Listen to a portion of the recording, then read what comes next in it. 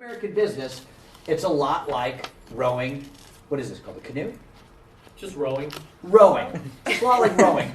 Interestingly enough, after the study was done, they found that say of 100% of people that worked in a company, a third were super engaged, super passionate, super fired up, knew where they were going, how they were going to get there, knew why they were getting there, and a third was engaged. So in a canoe of 10 people, that would be about 3 people who were super engaged, they knew where they were going, they knew why they were going, they were super aligned, they were cranking. They had their oars in the water, right? Can you kind of picture that? 3 of these guys fired up.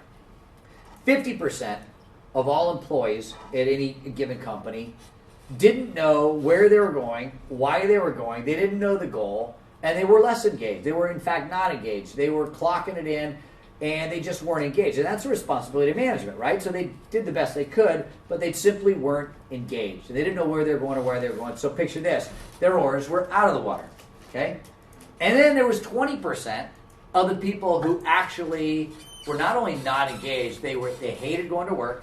20% of American workers hate going to work every day. In fact, they were throwing sand in the gears. They're backstabbing. They're bad-mouthing coworkers. They're bad-mouthing management. They just don't want to be there, and they're actively disengaged, and whatever the right word would be, actively working against the best interests of everybody else in the company. Maybe not knowingly, but that's the way they were doing it. If you could just take the 2% who hate it, and they leave, they're gone, you radically change how fast you get from point A to point B.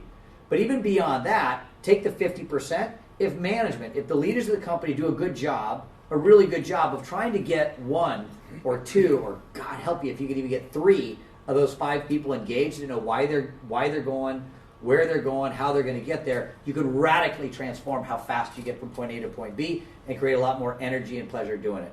So I shared that story with Nick and Sarah and Lexi, and that's kind of where I'd like to start. Is this planning session was about getting more oars in the water, and my goal in the next 30 minutes is going to try and share with you exactly where we've been, where we are, and where we're going, and how we're going to get there.